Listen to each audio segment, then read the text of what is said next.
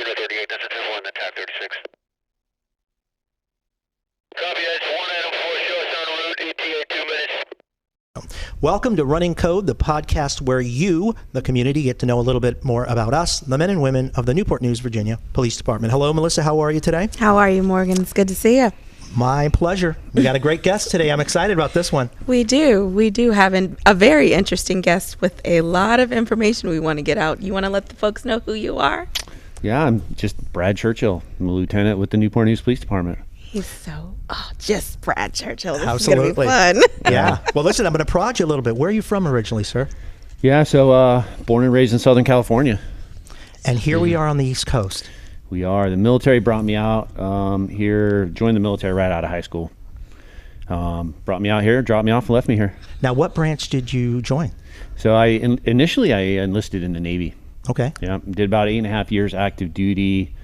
Got caught up with the 9/11 stuff. Got extended for a little extra time, and then was right up here in Naval Weapons Station, Yorktown, when I transitioned off of active duty.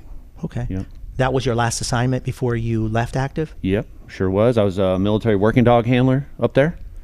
And I kind of came to a crossroads at that point. I was either going to kind of commit probably to the next 20 years of my life, which I wasn't quite ready to do. So I decided to come off of active duty, and that was when I got picked up with Newport News Police Department. And at that time, too, I didn't want to waste that 8.5 years, so I joined the Army National Guard. Okay. Wow. That's interesting. So a serviceman through and through. Yeah, I guess you could say that. Was it Newport News because you were here, or did something else kind of attract you to the department? Yeah, so Newport News was the only department that I applied to coming out of off of active duty. I had built some relationships through the canine handler community with some current Newport News canine handlers at the time. Part of my decision-making process involved deciding whether I wanted to move home back in with my parents and like start all over from scratch. That's what it felt like to me. So I stayed local and transitioned locally. I was in a relationship who is now my wife at the time. So I was starting to establish roots here. And here I am, about 22 years later. Yeah, you've been on almost 22 years. Did a Yes, little sir. research on you today, actually. Yeah. And you've had some incredible, you've held, I should say, some incredible positions while here. Can you talk a little bit about what you've done? Yeah, I feel really, really fortunate. This department, so while I was a military working dog handler, I had an opportunity to handle a drug dog. And while on active duty, I got assigned to a DEA high-intensity drug trafficking area up in Baltimore while I was on active duty. And that sparked something in me. Like that was me discovering what I wanted to do with the rest of my life. I didn't grow up wanting to be in law enforcement per se. I don't have any family in law enforcement, but that kind of pursuit and the excitement of it, that's where I discovered what I wanted to do with the rest of my life was, and Newport News offered that opportunity. And it's held true for my whole career. I'm so lucky to have done the many things that I've done. I came up in patrol through North Precinct, high impact patrol unit, went over to what then was the organized crime division, worked my way through the various narcotics levels up to the task force level. Worked some high level narcotics cases, if you will, involved wiretaps and international stuff, and it was just really, really awesome. And about that time, I was married at the time. Now that at that time, I was also still in the military. There were some deployments in there as well. So around that time is when my son was born. I got promoted to sergeant. Came back to North Patrol as a sergeant, HIP sergeant or high impact patrol sergeant, which I had the pleasure, of course, I'll make note, of working for you, sir. The pleasure was all mine, I might add. I got an argument against that one. Okay. But, yeah, so from there, and then, so as a sergeant, I feel so lucky. I went to the training unit, spent about a year there. And an opportunity, I don't know if our department's ever done this before, I don't recall, but an opportunity to put a letter of interest in for what was then the intelligence unit. I was kind of asked to or recruited from within to throw my name in the hat. I was really happy and comfortable in the training unit. It's a really good job, right? But so I went over that intel unit for a couple, 3 years or so. Then from there, that unit changed organizationally. So I went back to the training unit and spent 3 or 4 years there. And training and leadership is like a super large, huge passion of mine, or at least the study of those things. So the training was very, very rewarding. And then from there, I got promoted to lieutenant, and I'm currently now a district lieutenant, back assigned to North Precinct. Spent some time in South Precinct, but I'm back as a district lieutenant in North Precinct. And along the way, I'm in my 18th year with the Tactical Operations Unit and also serving as the commander of that unit. Wow. Wow. And you got to tell us a little bit about that. Yeah, Please, I come on mean, now. bated breath here. Yeah. About the Tactical Operations Unit? Yeah. Yes. I just love being surrounded by high caliber people. I'm always seeking that out. And that unit is not short Right. of high caliber people. The best So of the best. Would you agree? I know I'm biased. Sure. Sure. But yes, I would offer that team, that unit has the best this department has to offer, and they make me better every day. I just love being around them. Well. Yep. Well, and I have to go back a little bit. You talked about leadership, and we've had some incredible conversations about leadership, and I know how passionate you are about that. You actually went on to retire as a captain in the U.S. National Guard. Is that correct? Yes, sir. Yep. Right. So you enlisted into the Navy and then eventually worked your way all the way up to captain. That's true. Yeah, I was not the most highly performing high school kid, right? I had some athletic stuff going on, but academically I wasn't interested. It wasn't a priority. So I joined as an E1 nothing straight out of high school. I did ultimately, probably about 10 years enlisted as an enlisted troop. And then I went through officer candidate school for the National Guard. That's like a 2-year school. Wow. It's like a 2-year leadership school. Wow. It's pretty, it's one of my most proud accomplishments, right? That ultimately resulted in a federally recognized commission, just the same kind of commission that any active duty officer gets. And I retired as a captain about 21 years total. Well, you talk about leadership being one of your passions. If I'm not mistaken, you've got another passion that you've been sharing recently as far as wellness and fitness goes. Can you tell us about that a little bit? Yeah. So that, I'm working the threshold on 50, right? I'm 22 years into my second career. I've got the 21-year military career on the shelf. I have an 11-year-old, right? So wellness, just in general, I've kind of learned through my, almost 50 years that the mind-body connection in each individual is just crucial, absolutely crucial. And the quicker an individual person realizes how much they can influence themselves, like the healthier you can be, right? So yeah, this wellness thing has become a real big passion for me. I would say probably in the last 10 years through self-discovery. I'm no subject matter expert in any of it. But I've just gotten to a point in my life where I realized that like you literally just have to make the decision. Just make the decision to do the right thing for yourself. Right. So when it comes to health and it's instilled in me, when I was going through OCS, to be the best leader, it was taught to us, you need to be physically fit, emotionally fit, mentally fit, and spiritually fit, right?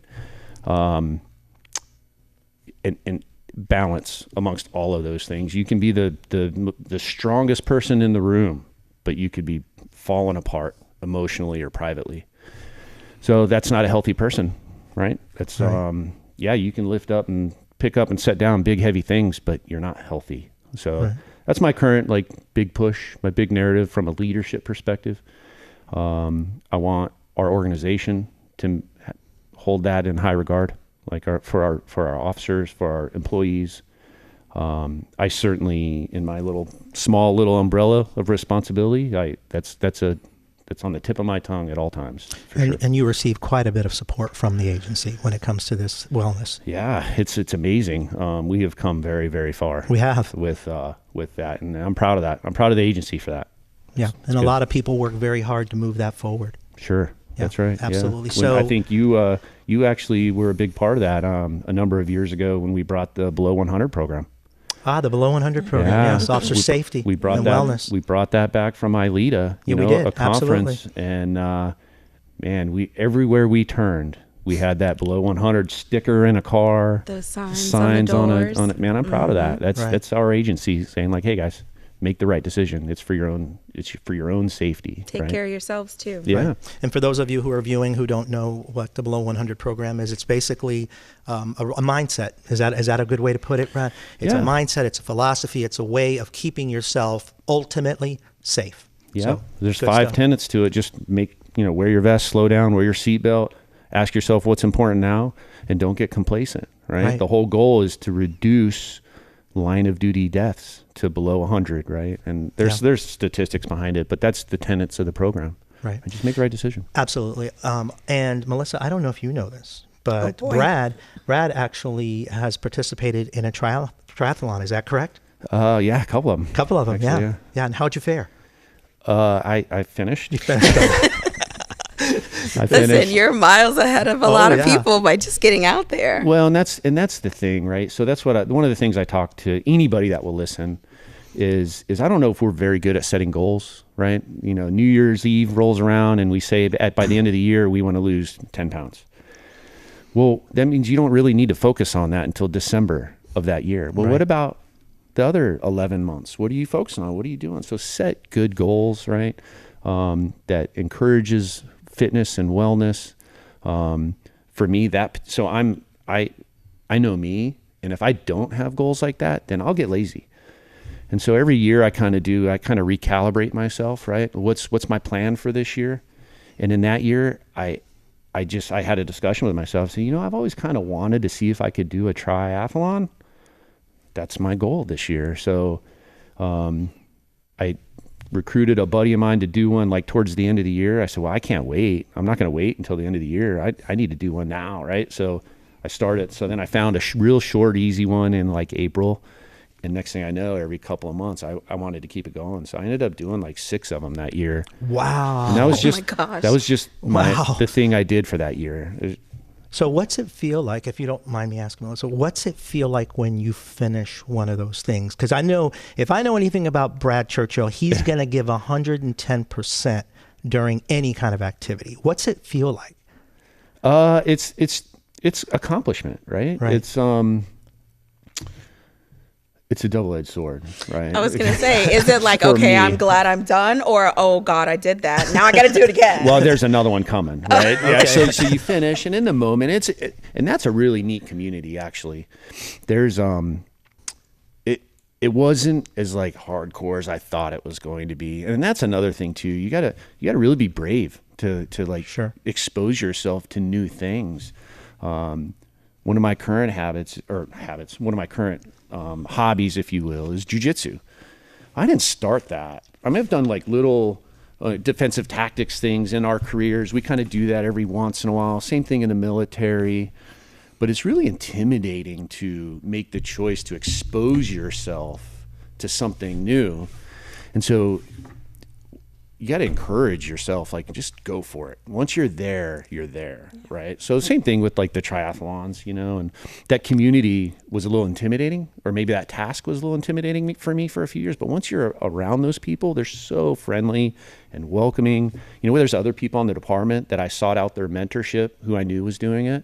Yeah. I asked them for their advice. They gave it to me, and they were just so kind. And I'm like, I'm just going to do this thing. Right. And once you just decide, again, back to just making the decision, once you decide to do it and you do it, you're like, why haven't I been doing this for a long time, right? Yeah. So.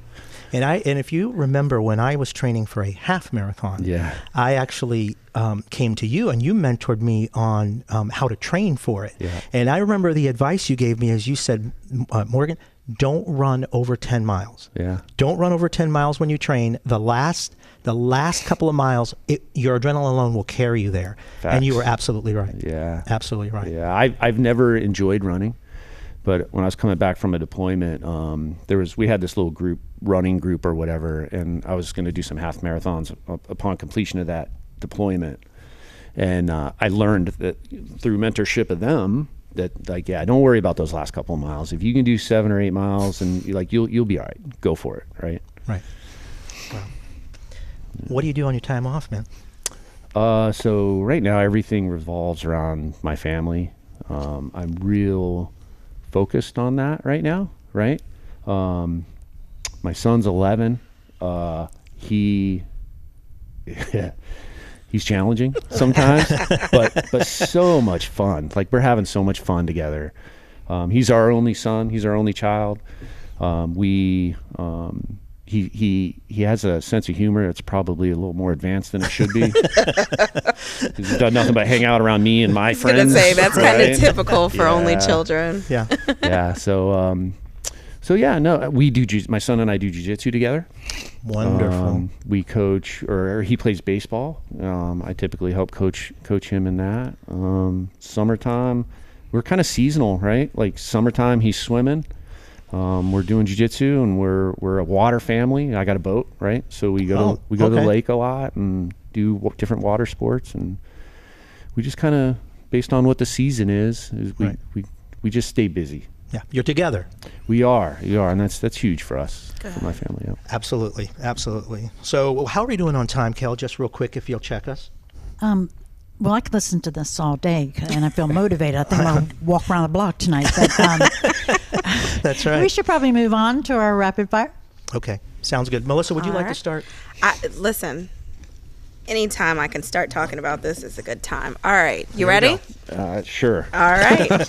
Vacation spot. Ocean, lake, or river? Ocean, 100%. Yeah. Now, you're from California? I am, yeah. So were you born in the water, so to speak? Yeah, I grew up Huntington Beach, California is where I was born and raised, yeah. So you spent a lot of time on the beach. And that's why when I, coming out of high school, again, the way this kind of went is my dad said, you're going to go somewhere, right? So I'm very thankful for it now, but that's how I chose the Navy. I didn't know I had no background, none of my family that I knew. I had a couple other uncles that were in and out of the Navy way before I was even born or whatever, but I don't come from a military family. But yeah, because I was born and raised basically on the ocean, I was like, yeah, I'm going to go on a boat. Well, so that's kind of how I... Yeah. And that was the beginning of your... Clearly it worked out travels, for if you will. It did, yeah. All right, here we go. Soda, tea, or water? I bet I could guess this one. Say that again? Soda, tea, or water? Water. All day long. Of course. Yeah, as a matter of fact, when you showed up here earlier, you had a... where's it at, Brad? Let's show. Yeah. Full of water. There it is. Verification. It gets left in the chief's office a lot. Oh, does it really? Yeah. How about you, Melissa? Oh, I'm a tea girl. Are you? I'm a Southerner. Okay. All right. Water for this guy. There you go. All right, next one. Sunset or sunrise? Ooh, I value both. Yeah. I value both. Yeah, I got to run both of those neck and neck.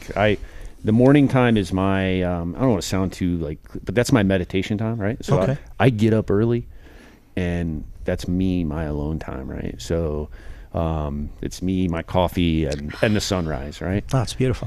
So necessary. Yeah. You should be intentional with that too. Mm-hmm. Like, talk about wellness and health. All of us should be intentional to find that time to do just that, right? It's so healthy for you. But anyway, and then sunset, especially on the water. Oh, I imagine it's gorgeous. Yeah. Yep. All right. Well, let's see. How about we ask this one, Melissa? What are you thinking? Favorite season? I'm a fall guy right now. Yeah. Man after my own heart. Yeah. I love the fall too. Yeah, it starts to get chilly, right? Just a little bit. I have a newly discovered love for the Rocky Mountains. Yeah. I found myself in the Rocky Mountains last fall for 2 weeks, lost. We did over 60 miles on our feet through the Rocky Mountains in Colorado in September of last year, and I almost didn't come back. It was That amazing. amazing. Yep. Safe to say we'd know where to find you, huh? Well, if you could find it. If you could. If you could find it, yeah. That's exactly right. Well said. That's Well exactly said. right. Well, you want to close it out with All our right, last I'll one? do the last one. Okay. Text, call, or email. Call. Yeah. Yeah. Person to person. I'm a face-to-face, but Right. if those are my only options, just call me. I don't, Yeah. Yeah. Not about the texting life. No, let's say what we got to say and move on with it. And move on with it, yeah. Let's go. Yeah. And I'm a texter. I love Yeah. texting. I know. Anything you want to close out with, Brad, before we say goodbye to these folks? No, thanks for having me, and Enjoy it. yeah, It's good stuff. Pretty light lift. So It is. appreciate It you. is. And the Yeah. community gets to know us as human beings, which I think is exceptional. Yeah. It's good stuff. Do jujitsu. Okay. It's good for you. There you Love have it. So, Melissa, you got anything for us? Yes. Let's just make sure we're liking the button down at the bottom for YouTube, and also making sure that we are checking us out on Spotify, Apple, and Google Podcasts, and anywhere else you get your podcasts from. Yeah, we're a little bit everywhere now. It's good stuff. We are all over the map. Absolutely. Well, folks, thanks for joining us. Appreciate you. Cheers. Unit